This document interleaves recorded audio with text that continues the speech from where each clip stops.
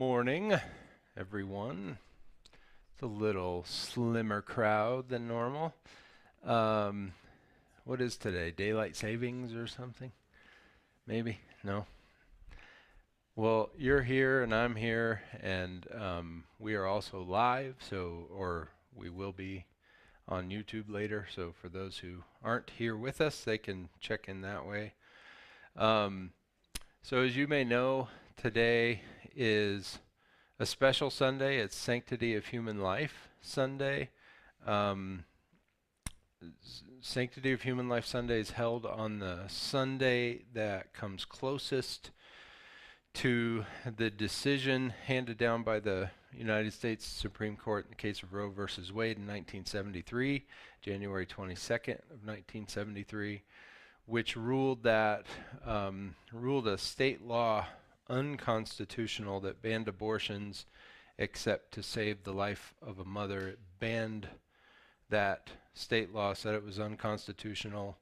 And so since then, January 22nd, 1973, in our country, somewhere around, and we don't have exact numbers, but somewhere around 64 million abortions have been legally performed in our country alone. Just the United States. We don't know the exact number. The Lord surely does. But that's a big number, and it just keeps growing every year.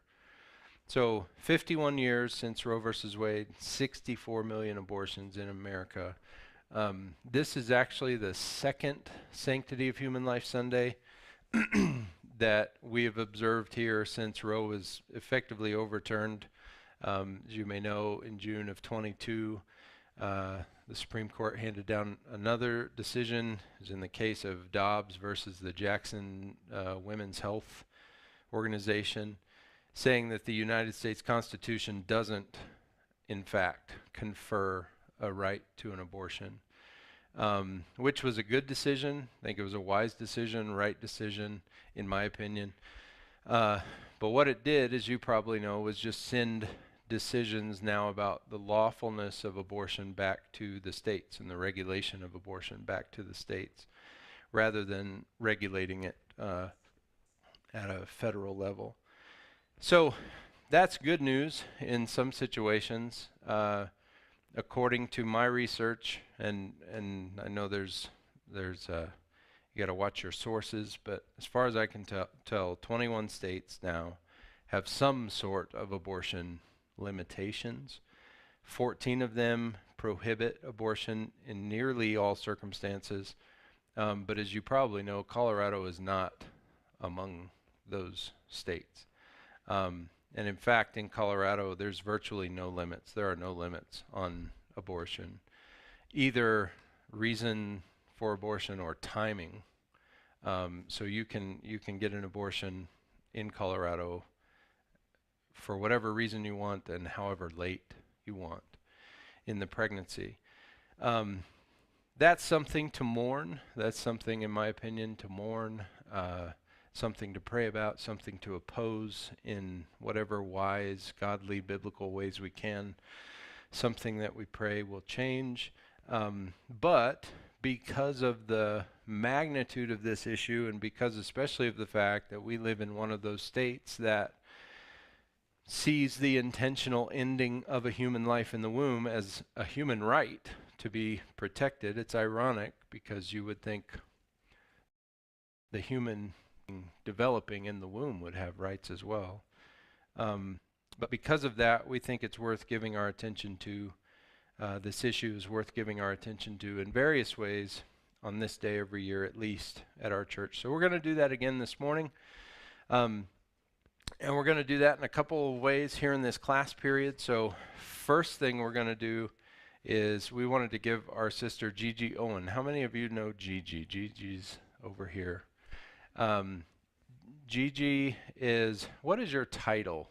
Are you the executive director? You're the board chairman of the Hope First Family Resource Center in Brighton.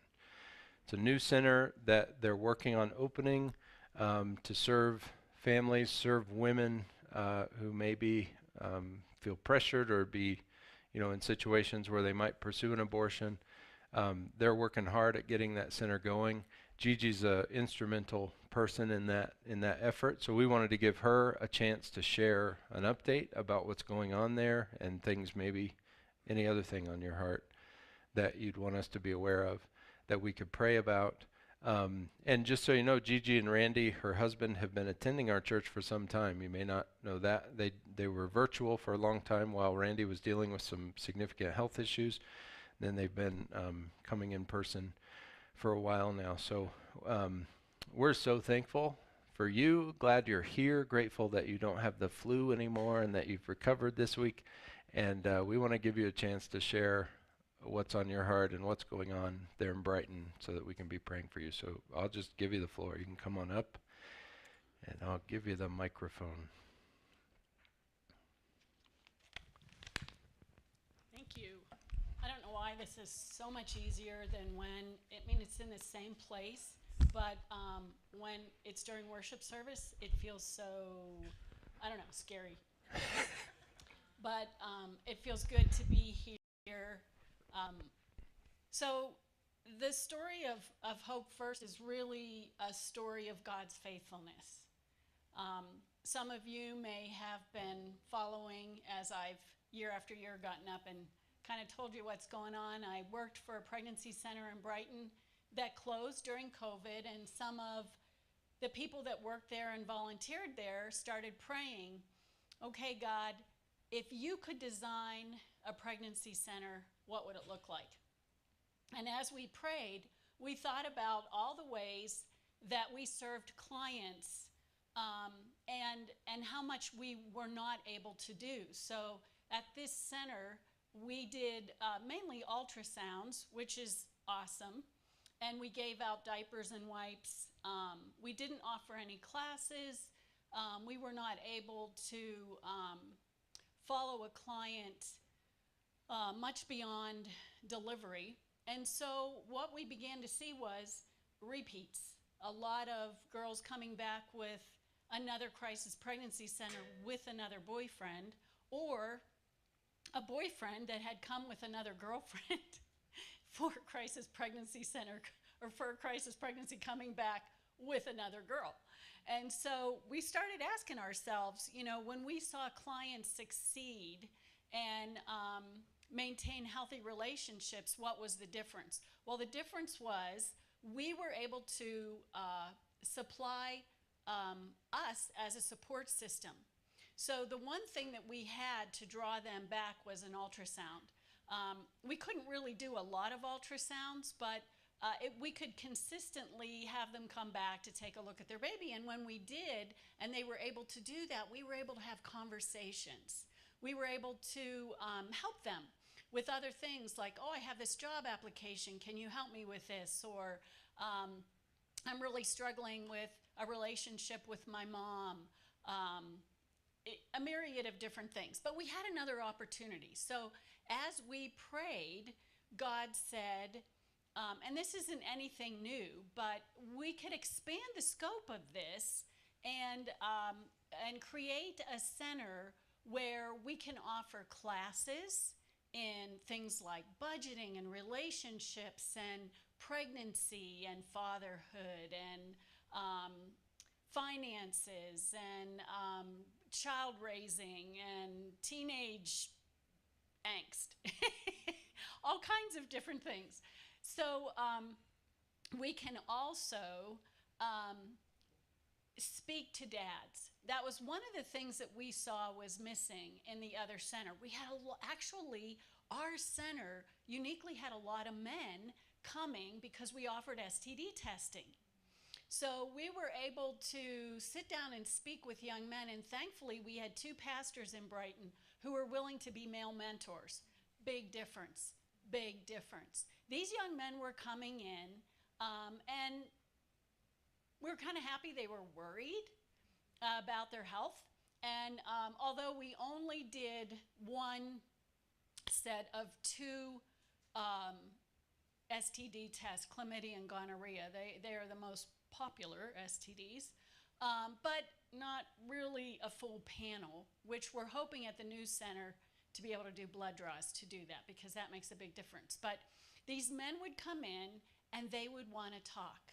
They would want to talk about their past relationships. They would want to talk about their dads. They would want to talk about skill sets that they didn't have, soft skills that are necessary for jobs, right? How do you greet somebody? How do you say thank you? How do you respectfully intersect with people in the public? They had not been taught that.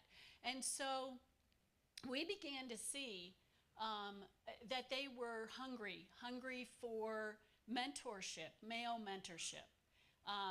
And those of us who were ladies that worked at the center did our very best to meet with these young men, to encourage them, but it made a big difference to have a guy. It made a huge difference to have another man that would say to them when they saw that ultrasound, hey, you can do this. It's okay.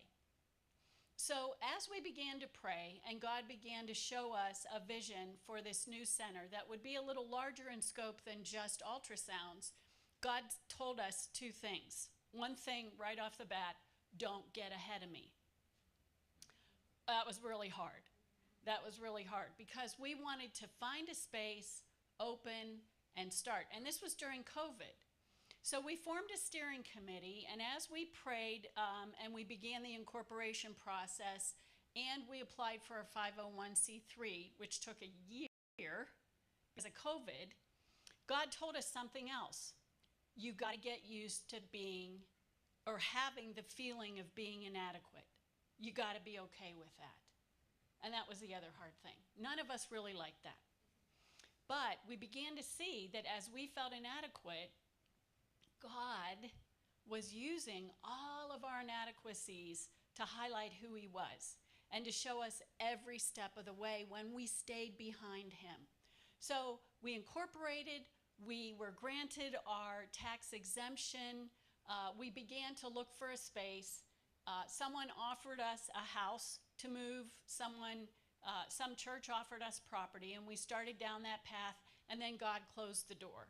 He said, no, this isn't where I want you. So then we started praying about a space. We started searching, and Noelle got involved. She said, hey, I'm a real estate agent, I can help. And she started looking for places and found a building. Now, we had looked at space in this building, so when she first called and she said, oh, I want you to come see this, I said, oh, we've already looked. That space isn't big enough. She said, oh, hey, but they're selling the building. And we went, oh, well, let's go look. So we went to look. Turns out, perfect. Some changes needed, but it was perfect. So we gathered in the parking lot after she showed us, and she said, hey, how much money do you have to put down? And we said, nothing. And she said, okay, then being a very strong believer, go home and pray, and we'll see what God does. They already had one offer, but they wanted a quick closing.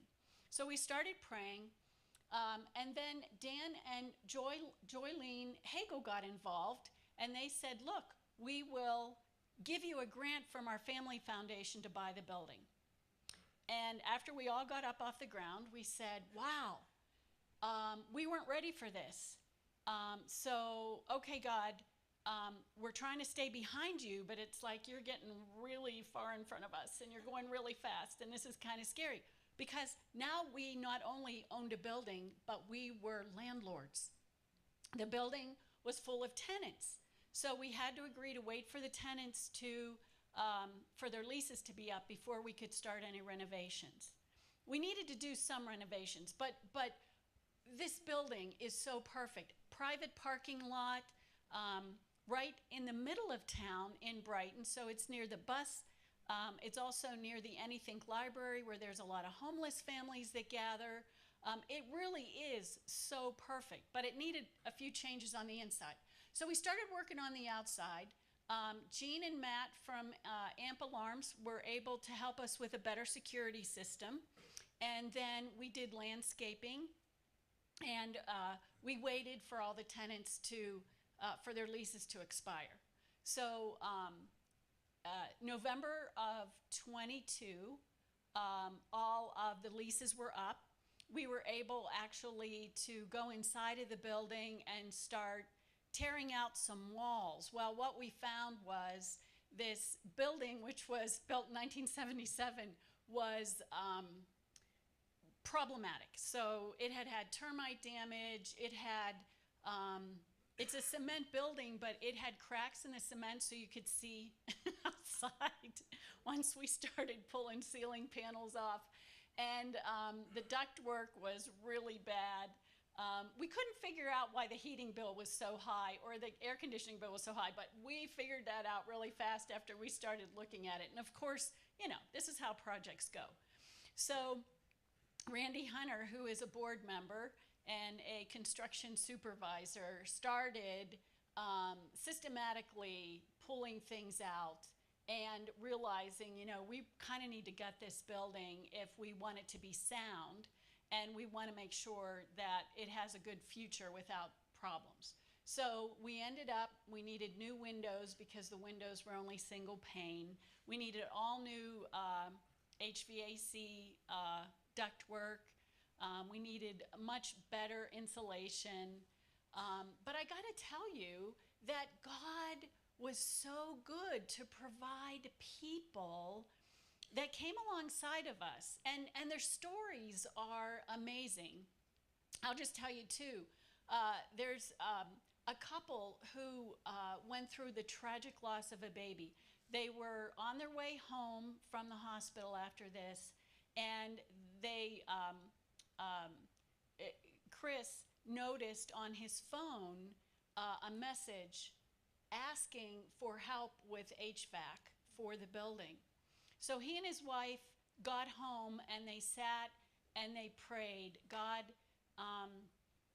we want to do something. We're not sure what we can do, but we feel like we're led.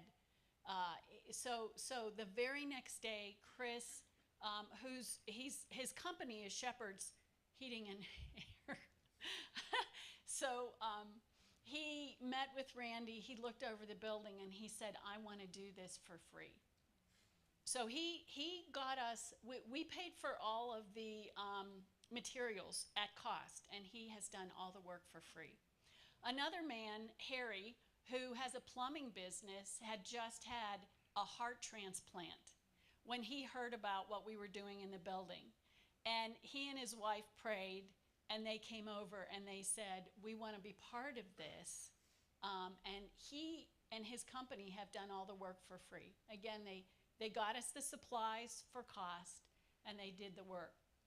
I can't tell you how many times that's happened. And Randy, if Randy was here, he could tell you a plethora of stories. Those are the two that stand out. But many, many people God brought around the building. And so we're almost done. We're almost done. We need somebody to do the flooring. If you know of anybody that would like to come alongside of us, Randy and the few guys that have been helping him every day say our knees are not good enough to do the floor. So we're looking for somebody to help with that. There's some finish work that needs done, and then of course we're going to purchase some furniture, and we'll be up and running. So this building has a beautiful foyer when you walk in. It has a lovely director's office. It has a medical suite with a bathroom totally dedicated to that area, a medical office, a lab. We have a space to make a lab and draw blood. We have an ultrasound room that is awesome, and a little waiting room. And so from that suite of offices that was there, we made this little medical suite. It's awesome. Across the hall from that, we have a men's room. We have a room that will be totally for guys. We're gonna decorate it in a, male kind of way so guys don't feel like they're walking into, poofy pink and blue stuff. And there's an office right across from that room for a men's director. We'd like to use Fatherhood Initiative curriculum for the men because it allows us, it's already approved to go into the criminal justice system so that we can keep dads who are incarcerated connected to their kids and their families. So that's what we're looking at down the road. We also have 2 dedicated counseling offices for the mentors, or we also have some volunteer counselors that agreed to come to the center on a regular basis to see people. They can't, set up shop there, but they can then, if someone needs ongoing counseling, refer them. We also have a huge area for material services so that we can offer men and women not only diapers and wipes, but work clothes, personal hygiene items, car seats, pack and plays, strollers. And so we have a lot more ability to offer them some incentive to come back and talk to us.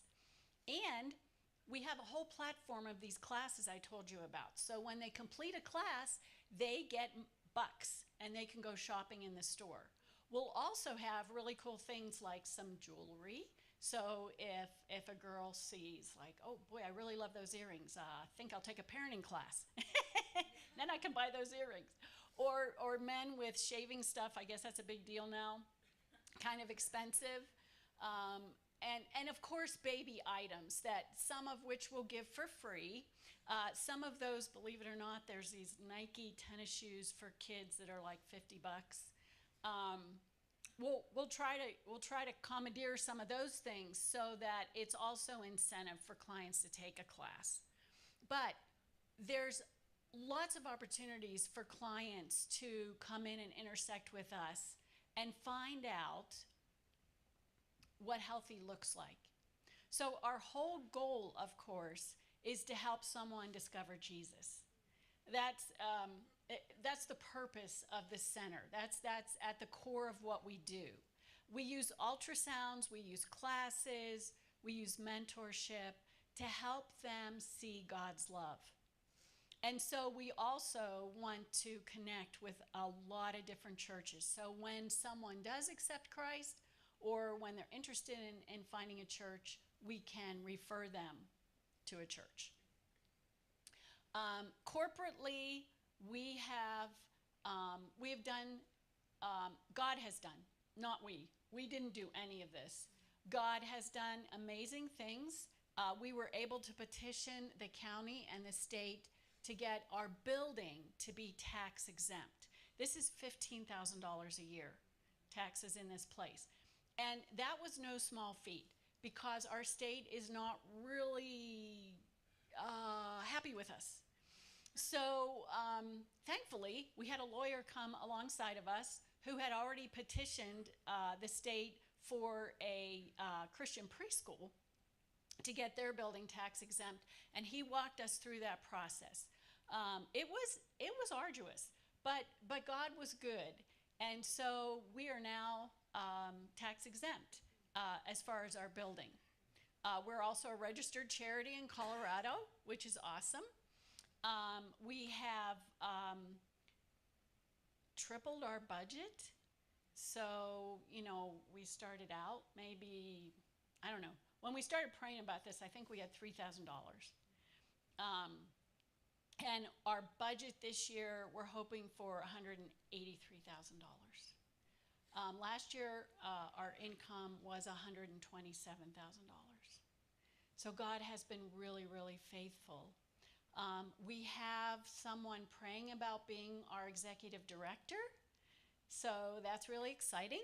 Once we get an executive director, we can look for a nurse manager and a medical director so that we can get those ultrasounds going.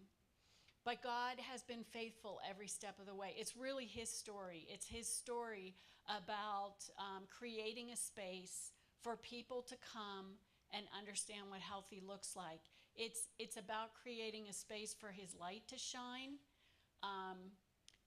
So you might be wondering, okay, well, I I'm pro-life. I really believe that abortion is wrong. But what do I do? Like, what can I do? And turns out you can do a lot. First is to pray. Those prayers are extremely powerful. There's the enemy. The enemy runs and flees, right? When we bring God's light into the picture, and when you pray, amazing things happen. And I know you've been praying for us all along, because we know that and we can see it. So that would be the first thing. The second thing, if you want to, sign up to be a volunteer. You can come once a month. You can come once a week. You can do things from your home.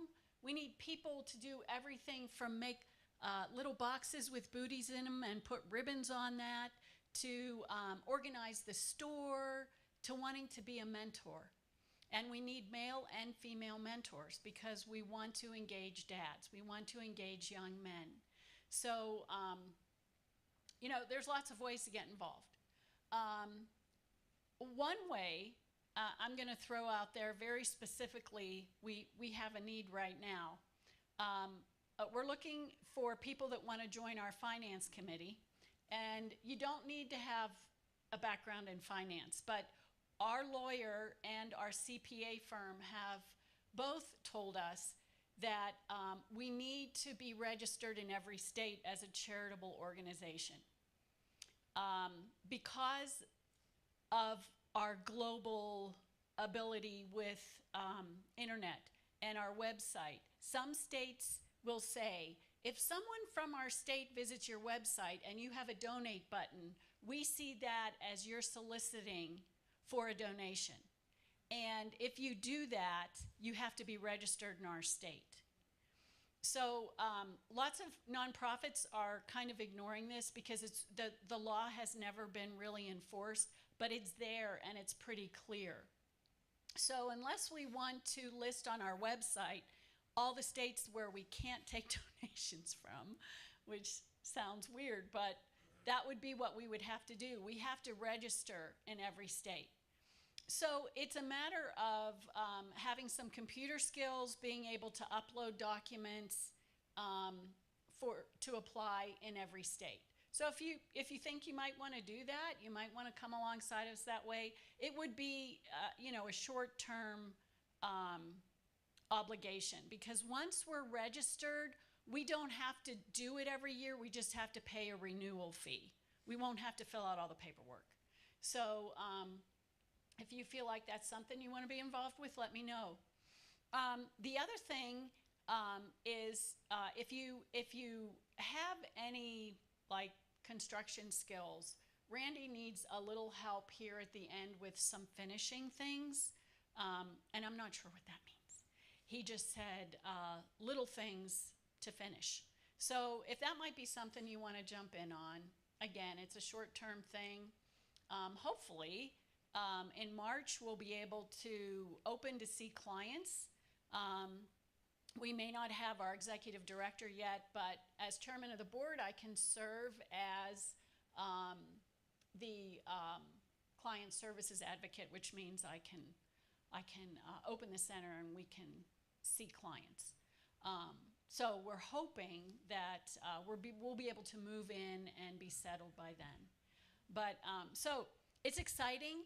I really want to encourage you. We do live in a state that is very pro-abortion. Our Senate just passed a bill celebrating Roe v. Wade and making actually this day a holiday to celebrate abortions. So our legislature is extremely pro-abortion.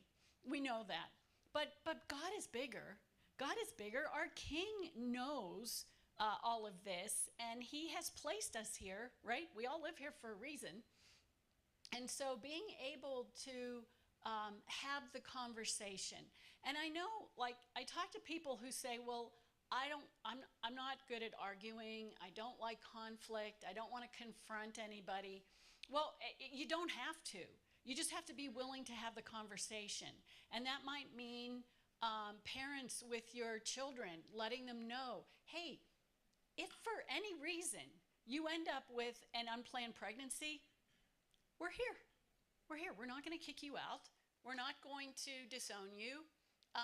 We'll be disappointed. It'll be hard, but we'll get through it.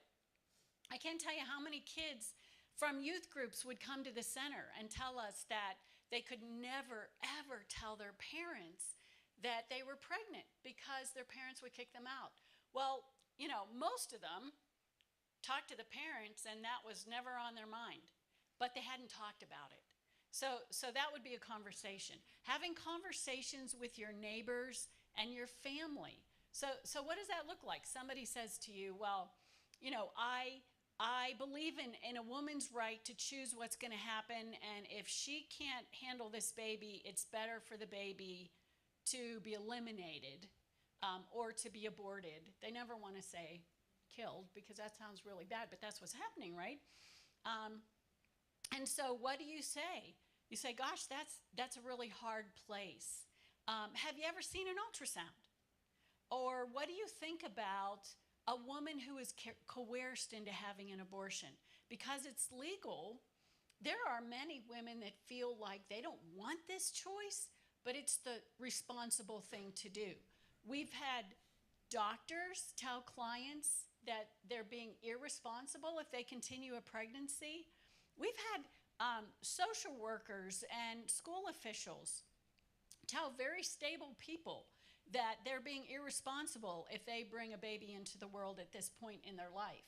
So being willing to have that conversation changes the narrative, right? So this is what they're hearing, but for you to say, hey, do you know that there's help? Do you know there's centers out there to come around you to support you? Or if it's someone you know, to say, hey, do you know that we're here for you? Do you know that if you're struggling with this, we want to come alongside of you? You don't have to have a fight. You don't have to make it a conflict. It is far better for you to lose an abortion discussion and demonstrate God's love and maybe win a heart to Christ. It is not imperative that you win an abortion discussion. You're probably not going to change that person's mind. But what you're going to do is show them that there's a God who loves them, that there's a God who values their life, and that there's help, that there's something else out there. And that's far more important than changing someone's mind about abortion. So when you have an opportunity, and I'm going to tell you right now, God's going to give every single one of you an opportunity. He just does. Might be in the grocery store. I don't know. But he's going to give you an opportunity to speak. And it doesn't have to be a conflict. It doesn't have to be a confrontation. But it needs to be a demonstration of God's love. That we serve a big God. Nothing's impossible with him. Nothing. Absolutely nothing. So any situation someone brings you to you, and we've seen a million situations that it looked like there was no other answer. God always has a way. God always has a way. And that's the exciting thing about joining him in this work. It's a privilege and an honor, and it's really exciting and scary. But that's where we live with Jesus, right? Jesus isn't safe. He's kind of scary. But we know he's in control. So anyway, we're excited. We're going to open, and we're going to just keep trusting God for what he's going to do. And questions?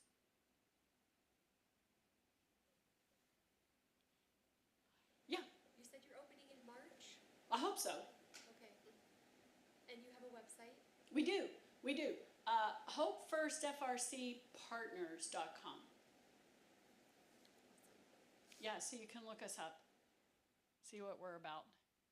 We do have, a few steps, but it's God's timing. So it could be sooner or later, but we're going to stay behind him. Is that what your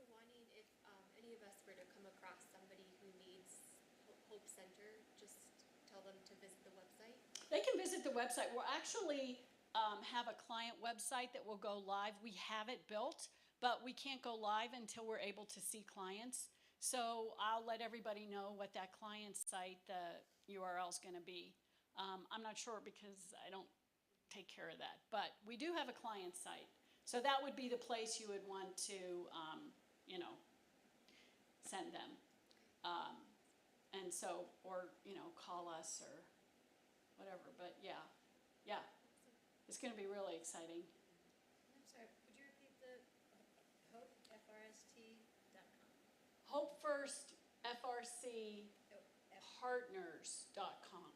So that's kind of like our donor website. That's what we started with. Okay. And like I said, we do have the client site built. We just don't have it live yet till we have our doors open.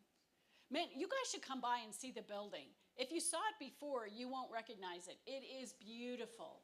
It is absolutely beautiful. They've painted, I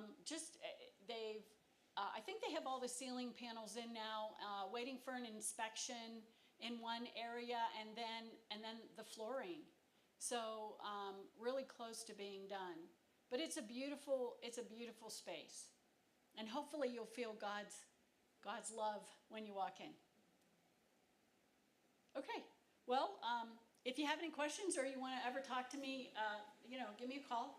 We're in the directory and happy to visit with you about it or anything else. Thanks. Thank you. Thank you so much. Okay, so what I thought we could do is, I think it'd be good for us to pray for for Hope First and the work that's going on there, maybe even just matters related to our state, just the cultural condition we live in as it concerns this issue. So I thought maybe we could just have some volunteers. We just spend a little time in prayer. Would that be okay? Maybe ahead of time, could I get like 3 volunteers who would pray for us, so we're not all sitting around being weird? Who's gonna pray? Who's gonna pray? 3 volunteers? Anyone willing? Well, Gigi will. Okay, there's 1, 2, Jamie. Anyone else? 3? Going once. Molly. Okay. And then if anyone else wants to, feel free to. But Molly, would you open? And then Gigi, and then Jamie, and whoever else wants to after that. Okay?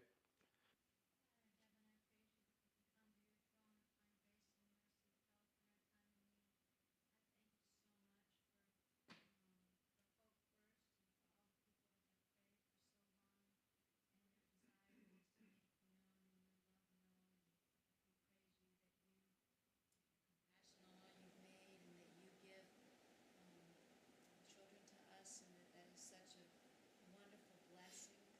And so, Father, we do pray that you continue to keep your hand on Hope First.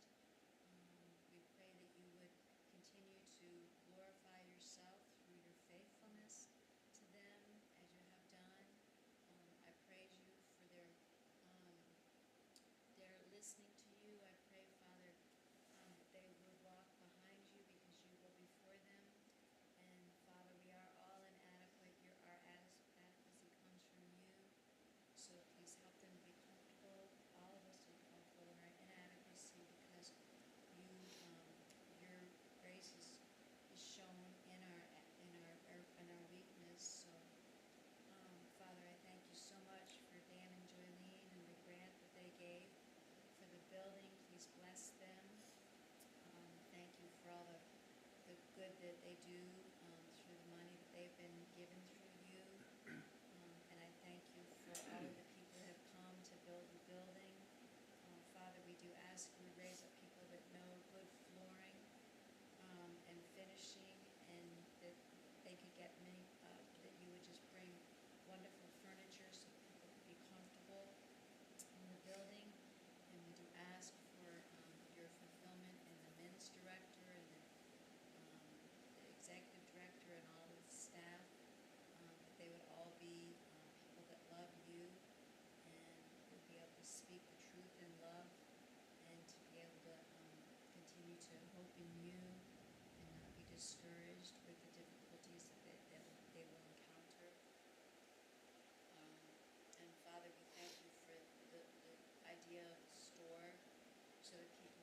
continue to take classes, to come to know what healthy is, and to be able to find your love. And we thank you, we praise you for the tax exempt status. That's so much work, and I praise you that you brought somebody that knew how to do that, and that is finished. And we ask you to continue to open the storehouses of heaven for them, because every cow on every hill is yours. So please bless their finances, and would you please help them bring everything in place so they will open in March. And we just thank you, Jesus. We thank you that you give us life and life abundantly, and so we do continue to ask that you would stop abortion, especially in Colorado, that you would convict people that think that abortion is a choice of sin and righteousness and judgment. Now your kindness grant them the gift of godly sorrow and repentance. And we just thank you, Father. Give them eyes to see you, ears to hear you, and heart to love you. And we thank you for all of this wonderful work that you're doing. And we know that your kingdom will come and nothing can stop it. So we just praise you for that, Jesus. Thank you for showing your kingdom through this Hope First project, and please just continue to do mighty work in your name and for your glory. Father God, just praise you, Lord God, because you are great, you are mighty, you are good. We come before you, Lord God, asking that you would revive us, Father, that you would move in a mighty way through your Spirit, that we might bring you glory. I pray, Lord God, that this center would be a beacon of light in a dark world, that your glory, Lord God, would shine not only through the services, but through each individual that comes, Father, to serve you. I thank you so much, Father, that you have placed us here, that you have given us so many opportunities, Lord God, because your light shines greater in the darkness. Thank you, Father, for this church. Thank you, Lord God, that your Spirit rests here, that it is evident. And I pray, Father, Lord God, that you would bless those who step out in faith. I pray that you would equip them well. I thank you, Lord God, that you never leave us or forsake us in the battle, but, Lord God, that you are sovereignly controlling every detail. Father, I just ask that you would continue to lead the way. I pray for protection for our board and for our board members. I pray, Lord God, that you would protect this building. And Lord God, I just ask that you would let us see your glory, that you would allow us to experience your work, that you would draw us into you, Father, that we might have a deeper understanding of your character, that we might enjoy a deeper walk with you, and Father, that we might, oh Lord God, just enjoy watching you transform lives. What a wonder. And it's so exciting. I thank you for that, Father. I thank you, Lord God, that you have placed many people around this project, but also, Lord God, around our state, that you would raise up many, many sinners, that you would fill them with your Spirit, that you would protect them, that your truth, Lord God, that would set others free would be evident. And Father, I pray for just your curtailing the evil. I pray, Father, for our legislature. I know, Lord God, that I just pray for hearts to change, Father. I pray that their eyes would be open to your truth. And Lord God, we just give you glory. We give you glory and honor and praise for all that you do and all that you will do in Jesus' name. Almighty Father God, I do praise you for the awareness of the sanctity of life and that's set apart, that more churches will be aware of it and teach it and have people come in like we have to hear what's going on and to hear the statistics and to know the atrocity that's going on. Lord, I pray that every single woman that has conceived and is thinking about abortion, that your word would go forth, like it says in the Psalms, that you knew them in their womb, that you're wonderfully and beautifully made, that you knit us together, Lord, that would become an awareness that you are at work in that little precious life as a human being and loved by you, and that you would give them a love for that child as well. Lord, I pray for pregnancy centers around this whole country, Lord. They would receive the funding they need and the volunteers they need, the help and the direction they need, that you would guide them and empower them, Lord, to reach many, many people, Lord. And I pray especially for the legislatures around our country, and especially in Colorado, that are so deceived and allowing the evil to happen, that can have an abortion after the day of birth. It's just hard to believe that people could even vote for that. So I pray that you change hearts, that you would show truth, and each one of those legislatures would see an ultrasound and come to the knowledge that that is a living, human, loved being. So Lord, let your Spirit flow. Just work in a mighty way. In this country first and then around the world. I pray in Jesus' name. Father, I pray for women who have chosen to have an abortion. I pray that please have compassion and mercy on them. Bring them hope and healing from that. I pray that they know that they can be forgiven, that you are a good and gracious God, ready to forgive and ready to heal. So please bring help to the woman that needs help in the family that is suffering, and help them to know that we are here for them and have compassion.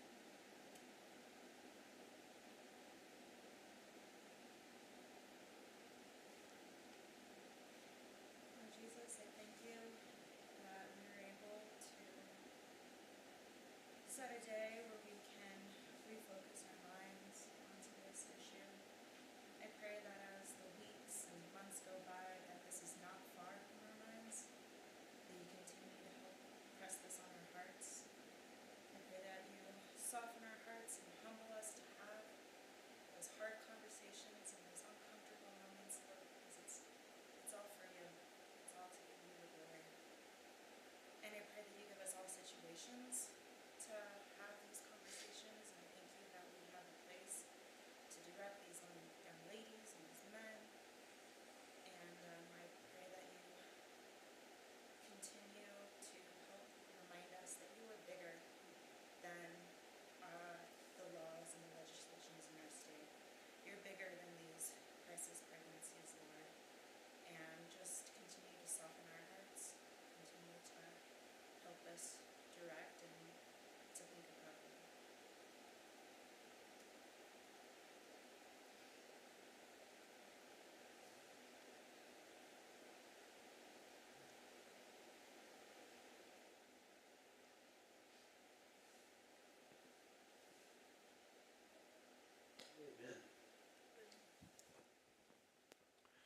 Um,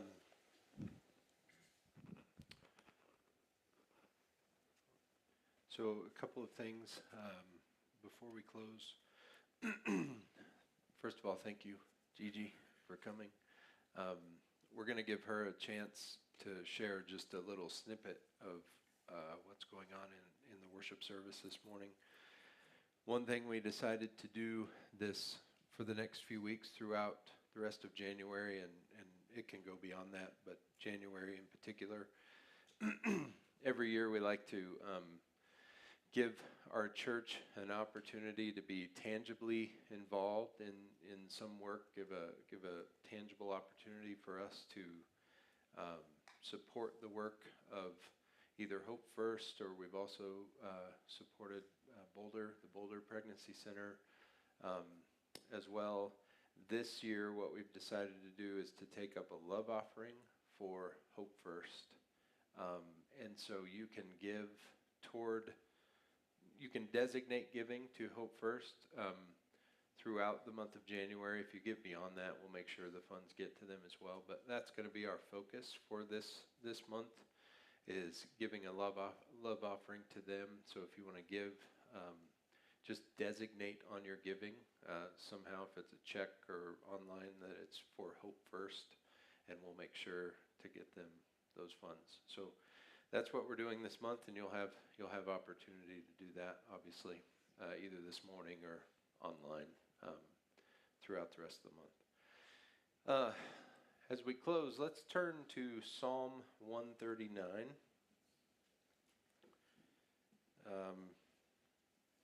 We'll just read this together, and then we'll be done. Just a section from this psalm, or a couple sections that we'll read here. I'm thinking verse 1 to verse 18. It's a psalm that really affirms the Lord's intimate involvement in our lives, and that's not just in our lives outside the womb. Interestingly, David goes all the way to our development in the womb of our mother. God was involved in our lives even then. So I'd like to read this, just to let this be on our hearts as we go, and then we'll close. Psalm 139, verse 1. O Lord, you have searched me and known me. You know when I sit down and when I rise up. You discern my thoughts from afar. You search out my path and my lying down, and are acquainted with all my ways. Even before a word is on my tongue, behold, O Lord, you know it altogether. You hem me in behind and before, and lay your hand upon me. Such knowledge is too wonderful for me. It is high, I cannot attain it. Where shall I go from your spirit? Or where shall I flee from your presence? If I ascend to heaven, you are there. If I make my bed in Sheol, you are there. If I take the wings of the morning and dwell in the uttermost parts of the sea, even there your hand shall lead me, and your right hand shall hold me. If I say, surely the darkness shall cover me, and the light about me be night, even the darkness is not dark to you. The night is bright as the day, for the darkness is as light with you.